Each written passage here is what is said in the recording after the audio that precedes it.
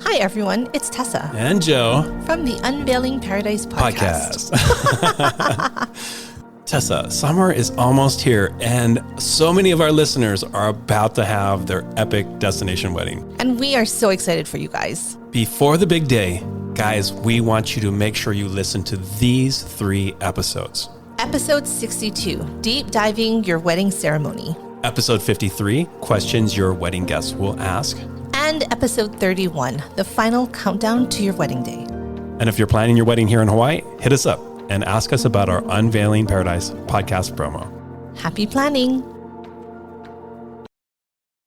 Welcome back, guys, to season 3 of the Unveiling Paradise podcast show. Yay, welcome, Tessa. Welcome. Yay. Hi, Joe. We made it to season 3 and we haven't murdered each other. Not yet. Yay. Yay. Victories.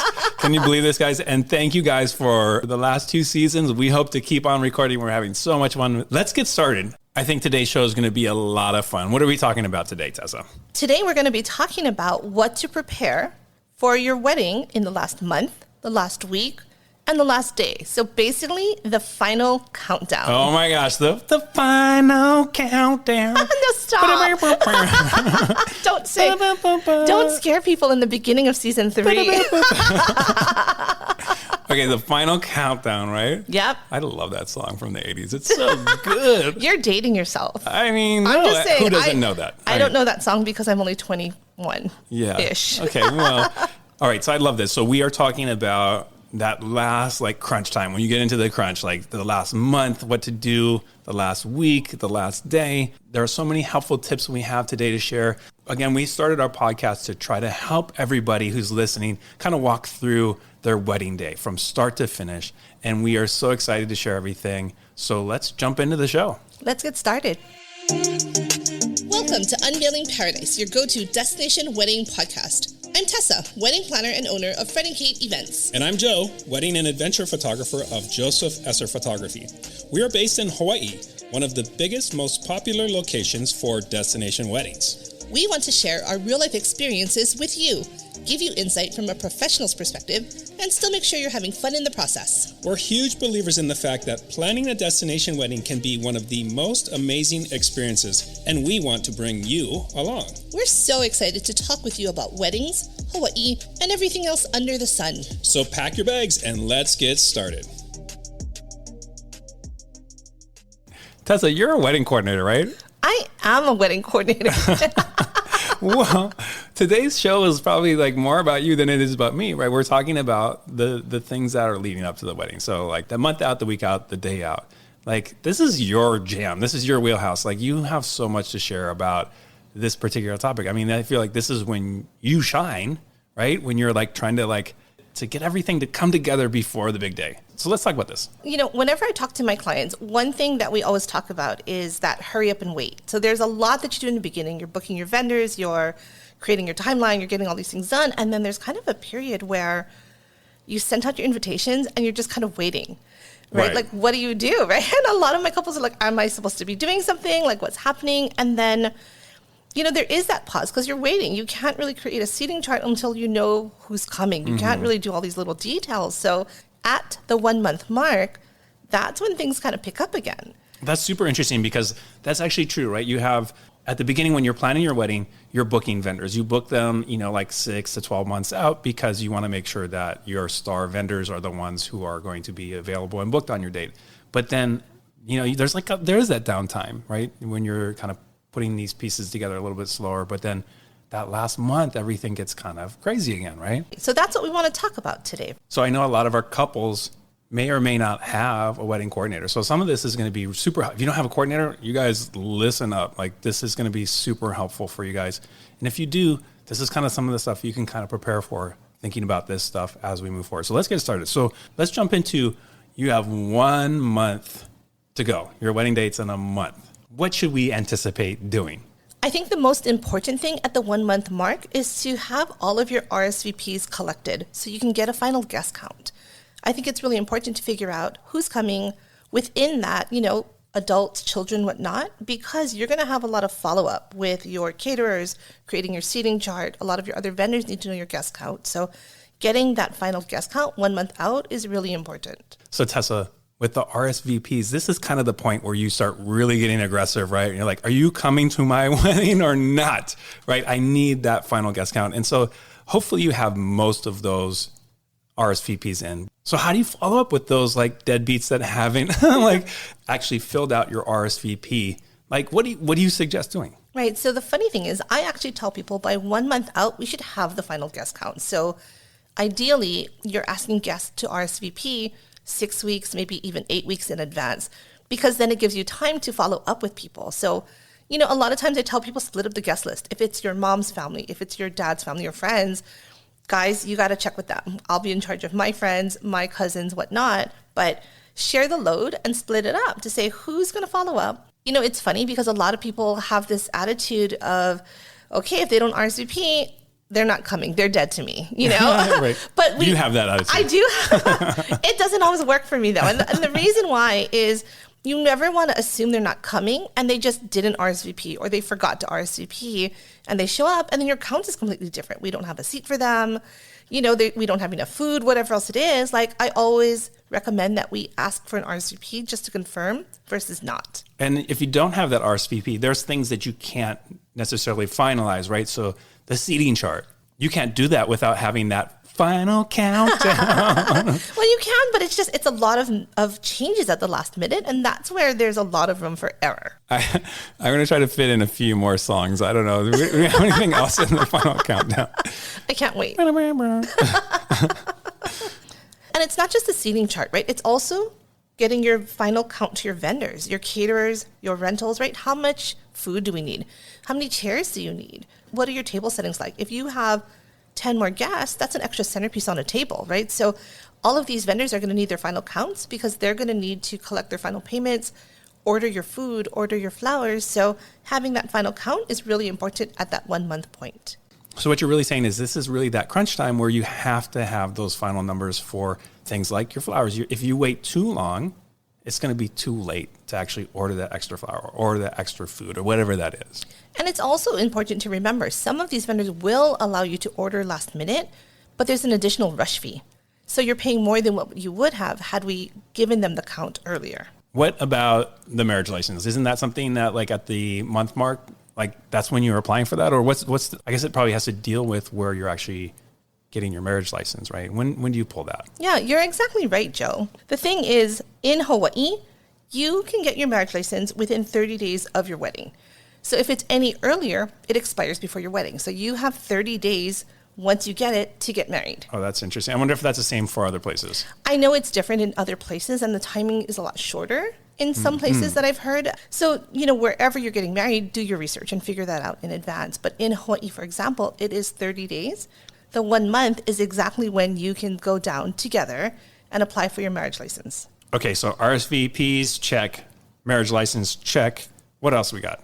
So the next one I think is important is your final dress fitting, right? Ooh, that's huge. It's a big one because you need time for alterations. You've had a couple alterations, you've had a couple fittings along the way, but this is kind of the last final countdown. No, don't do it. This is the final countdown. You're 1 month out. And this gives you still time to try on your dress and make any alterations that need to still be done. I just want to say this, though, Tessa. If we say final countdown anymore, we're going to lose everyone from listening to our show. I think it's the singing, Joe. I don't think it's the words. It's the singing. Oh, okay. All right. On my list, I want to also add, this is also when you should be writing your vows. If you haven't started this is a good time to be doing it. You do not want to do this on your wedding day. Joe, how many times have you been in the room in the morning and seeing them writing their vows like frantically as you're trying to get pictures? Oh, it's horrible. And it's always like, it's just such a mad rush. And you're like, okay, why didn't we do this earlier? And this is the thing that you're going to be saying in front of everybody, like, don't procrastinate. I'm a horrible procrastinator, but don't do this. But honestly, so I agree with you. Do not do it the night before. Do not do it the day of. But every time I hear them, they're still equally as sweet. Like, I still love them. I don't think anyone's done a terrible job. Like, it's still cute. It's just, could you have avoided that stress on the day of your wedding? Okay, I'm going to counter that with this. I've actually seen our couples scribbling something out and they get so frustrated that they say, you know what, to their officiant, I'm going to just repeat what you're going to say. And then they lose that opportunity to actually say something significant and meaningful. And, again, like, I think it's just, if you take the time to really write that out and have those heartfelt vows written in advance, it's just going to be so much better. This is also a good time to write your thank you. So you have your vows written right for the ceremony. For the reception, it is expected for you to give a little thank you. And so I'm not saying word for word thank you speech, but list the people that you want to thank. Pro tip, always mention your family, your parents. They are going to want to hear that, and that's super important. Right. All right, Tessa, we're still at the 1 month countdown. This next point is a little bit awkward. I'm feeling awkward. What is it? Can you share some free advice? Okay, so you're a paid wedding coordinator and everything, but if you don't have a coordinator, help our listeners actually work out their wedding day timeline, because this is the other piece of the puzzle. You have to have your timeline pretty much set at the 1 month mark. Okay. Can you do that for free? Are we getting freebies today? So, okay, what are you talking about? There's so much in a timeline. Like what are you asking me? Like, Okay. What do you want me to do? Yeah, I guess I'm thinking about like putting those pieces together. When the photographers are coming, the ceremony starts, when everybody's supposed to be there, there's kind of like every timeline has different start times for the different vendors, so hair and makeup and this sort of thing. If you don't have a coordinator, what advice do you have for our couples to actually put that together so that their vendors know when to be where and at what time? Sure. So, when you're creating the timeline, right? And again, at the 1 month mark, ideally, you should have your timeline set to already share. Mm-hmm. If you don't have a planner or if you don't have a timeline, now is the time to do it. Don't wait until a week or day out. Like, do it now. And really, it's just kind of figuring out, what are your vendor contracts? What time are they arriving? What time do they need to be ready? What time is your ceremony, right? So kind of hit those key times, ceremony time, cocktail, reception, and kind of work backwards from there. Anything else that's important to have on a timeline? Yeah, I think it's also important for you to figure out when your family's coming. Like if you're doing family photos, and I always tell people, if you want to do family photos before ceremony, make sure your family knows that. Totally. And that's something that you don't want to be dealing with on the wedding day where someone's texting you, hey, where do we need to be at what time? Give us, that should already have been shared with all of the important VIP people, right? Exactly. What time are the bridesmaids getting ready in the morning? What time should the groomsmen show up? So all the key people, like you said, the VIPs throughout the day, what time should they be there? That should be on your timeline as well, so everybody knows where they're supposed to be at what time. So Joe, one more thing that, in addition to creating the timeline, it's then confirming that timeline with your vendors, right? In addition to the timeline, if you have a DJ, what does he need, right? It's understanding that you have to make sure, is there power? Does he have a table? Does he need a tent if you're outdoors? There are contracted needs that you have to make sure that you fulfill if you don't have a wedding planner taking care of these things for you. Yes, and I'm going to add on to that because that's something that we do want to see, like the photographer, the videographer, we want to see this beforehand so we can make any micro adjustments. So sometimes our couple will share a timeline. They want to do sunset pictures, but they haven't allocated any time for that. This is the best time to be making those adjustments, not on the wedding day. Or not enough time. I've seen sometimes couples get very excited and they'll create a mini timeline before they meet with me. They just want 5 minutes for sunset, but from their venue, it's 10 minutes to walk out there, right? And they haven't factored that time in. And one more thing I want to add on to this too, is this is also a really nice time to be finalizing your photo shot list with your photographer. So the photo shot list is all of those combinations with your family members. So if you have your RSVP, now you can say, for sure, we know who's coming, we know who we want photos, these are the combinations. So this is kind of a good time to be working that out. And again, we don't want to be doing that and figuring that out on the wedding day. So this is an important time to be finishing this as well. I think in addition to your photo shot list, another thing that people tend to wait until the last minute and get stressed about is your song list. Right? Oh, yeah, so that's true. What song do you want for your first dance? What about your grand entrance, your ceremony, entrance? A lot of people just kind of wait. I think they think something's going to just come to them. And the night before their wedding, they're on Spotify trying to listen to things. So take the time now, 1 month out, be together with your partner, start listening to music to figure out what's the vibe, what are those songs that you want to include. Boy, this sure seems like a lot. I feel like you should just hire a coordinator. That's a great point. That's a great, you should. All right, that's the 1 month. Let's move into 1 week out. It's getting closer. It's getting closer, guys. 1 week out to your wedding. So the first thing that I'd recommend you do is start packing your overnight bag, right? You're going to likely be staying at a hotel, an Airbnb, somewhere. Start packing. Don't wait until the night before, because you have all of these little items that you may not normally pack for like a normal weekend getaway. Like sexy lingerie or something like that. So creepy. Well, I mean, I don't know. I mean, what's in your invitation suite? Yeah, okay, right? Okay. That's so your invitation suite, that full set of like your invites with your envelopes and any like that maybe every you have photographer wants you to bring. Cute ring boxes that you cute ring boxes. Your wedding shoes. So you're not using these throughout the week. So get them packed and ready to go so you don't forget them. I think the tricky thing with the destination wedding is you need to have that before you leave, right? So if you don't pack it, then it's not going to be in your photos and stuff. So that's super helpful. And again, from a photographer's perspective, we want to have that all in your hotel room. So we're not like asking like mom or dad, like, do you guys have an extra invitation or whatever? So have that all packed, but have it packed aside for your wedding day. Definitely. So pro tip, right? We're talking about the invitation suite, making sure you pack it. I like to have my clients send it to either myself or the photographer so they have it on hand. I like that idea. And that's always really helpful for us. So we don't have to be chasing it down. We have it already. Yeah. Yep. And again, for our guys and our gals, right? This is also the time that we're doing our final wardrobe check. So making sure we have everything. Again, like this happens a lot. People forget one or two little things and then they have to be spending that time shopping. Do you have the right accessories? If you have a strapless dress, do you have a bra or a sewn-in bra to hide it, right? Is your dress fitted? Is your underwear showing, right? Get new underwear. This is the time to do those minor adjustments. And guys, a lot of times when you're renting a tuxedo, it's funny, it comes with everything, including shoes. It doesn't come with socks. Yeah. So take a look at what you've purchased or rented, like what pieces are missing. Or even on the flip, if you purchased a tuxedo and it comes with a bow tie, is it a real bow tie? Learn to do it now. Don't open it on the day of the wedding. I think also just double checking that everything is there. So if you're renting, do you have the right size jacket? Do you have the right size shirt? It's kind of like when you're at McDonald's, right? And you're ordering, you look to see, do you have your burger? Does it have ketchup? Does it have all these things, right? It's the worst if they don't have like the French fries. Guess what? Rental companies mix up orders all the time. So you want to make sure that your order is right. Messing up your McDonald's order is like annoying, but like messing up your wedding order, that's a big problem on the wedding day. And I've seen it, Joe. I'm sure you have too, right? Where the guys are in the wrong size suit. So we are creatively trying to adjust the different suits with the different guys to see like who fits what the best to make it work on the day. And that's why we also recommend lots of duct tape. It's such a useful tool. I know. Black, silver, whatever. We got it all for you. Yeah, perfect. Another thing that I recommend is practice wearing your wedding shoes. They're likely new. You've never worn them before. So I like to have my brides wear their shoes a little, break it in. And you want to break them in. And I think that's disgusting. I get what you're saying. I think it's really nice to have, on your wedding day to have those shoes that are comfy and whatever.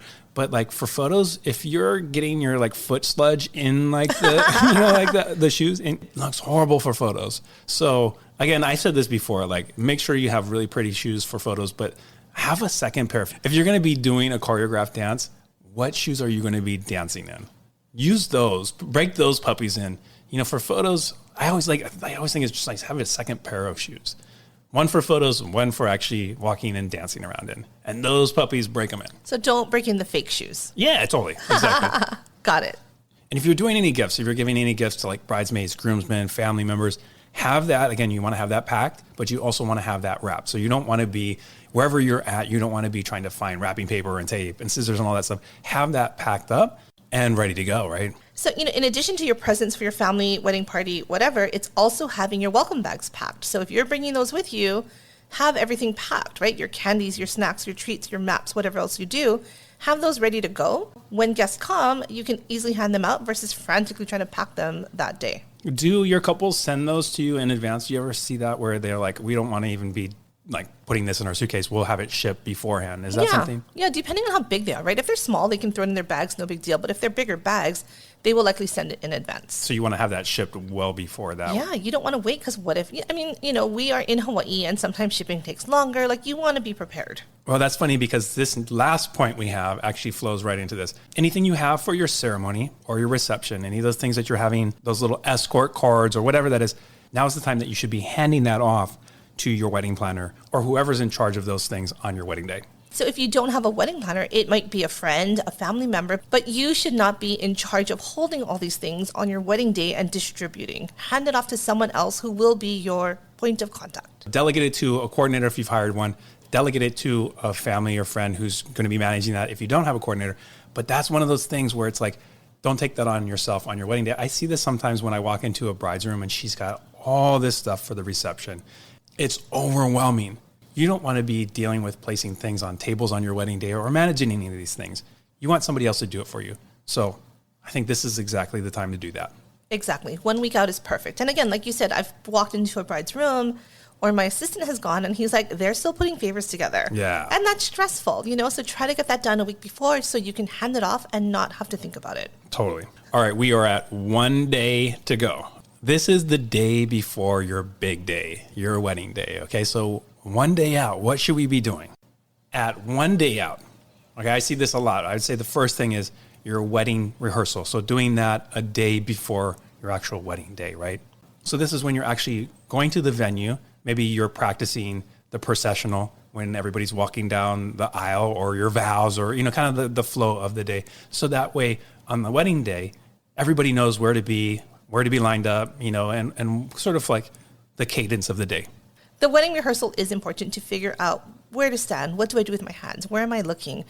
I actually recommend that we do it 2 days before. Mm-hmm. And the reason for that, right, is a lot of times with the rehearsal, people will then roll into a rehearsal dinner. Ideally, I try not to have my couples going out, eating wild foods, drinking the night before their weddings. Mm-hmm. If they could just kind of chill and be calm and maybe go to sleep early before their wedding day, that's my goal.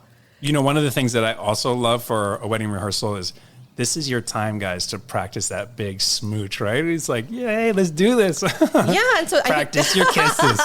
And that's a great point, you know, and I think practice kissing, I always tell people, like, you got to get in and, like, go for it. It's going to look great on photo. You're married. Like, this is the time, like, this is the one time you're going to go nuts in front of your family and no one's going to judge you. Tessa, I hear this from coordinators all the time.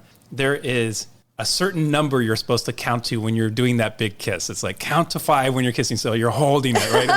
What is that number? Like what? Well, okay, so the funny thing is I was going to ask you as the photographer, but How what long do you I need tell people is 3 to 5 seconds. And I tell people count slowly and understand, right? If you have photography and video and auntie with her iPad and your mom with her iPhone, like you need to give your paid professionals time to get that shot because someone likely is going to jump in front of them. Right. And it's that big moment that, you know, everybody wants to have photographed and filmed, right? Exactly.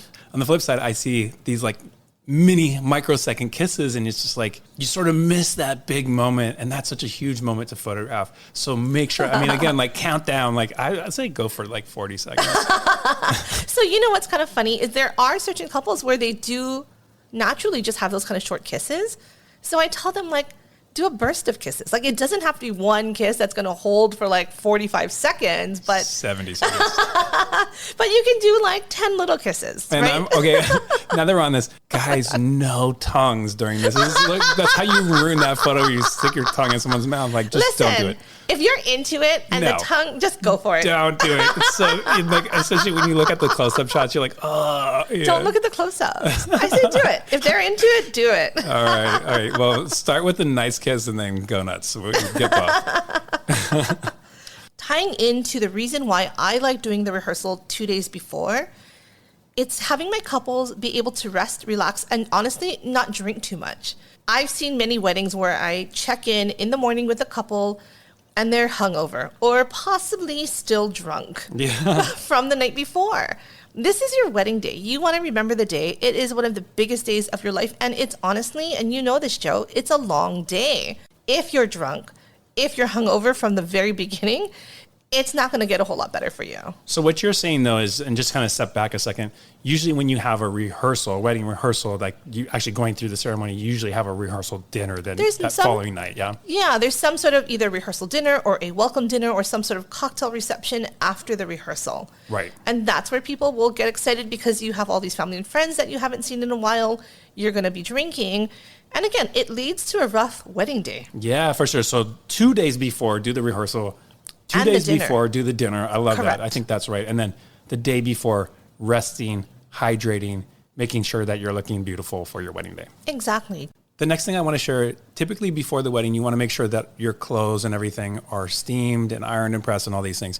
If you need to have that done beforehand. Also, I always see this happening on the day of the wedding party, or the couple is frantically chasing down a steamer or an iron to try to figure out how to do. You don't want to be doing that on your wedding day. You want to have everything pressed, steamed, and everything ready to go beforehand. And it's funny, I think people put a lot of thought into the bridal attire or the groom's attire, but the bridesmaids will have traveled, their dresses are thrown in their suitcases, and they literally take it out right when they're going to put it on. Right. And that's when you're like, would it have been nice to do this the day before? I think an important one is if you're planning to write thank you notes to your family and friends, or if you're planning to write thank you notes with tips for your vendors, do it the day before. Don't wait until the day of to try to rush through these, especially if you're trying to be very heartfelt and thoughtful with these letters. You're going to be frantically trying to do it on the day of. So take some time the day before to write those thank you notes, put the money in the envelopes for your vendors if you're planning to tip them, and have them all lined up and ready to go. So when your wedding planner checks in the next morning, or when you have your friend or family or whoever that point of contact is, grab them in the morning, they're all ready and organized. Oh, and I have one more awesome tip that I want to share. If you're doing champagne toast, this is so important. Chill the champagne. Right? That's a good one. Yep. And have glasses for that champagne.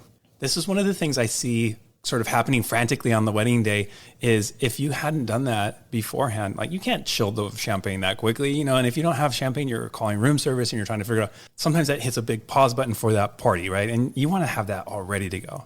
I love that tip. The last one, and I feel like I've said this a couple times, I'm sounding like a broken record, but the day before the wedding, I want my couples to rest and just relax. If possible, do nothing but chill.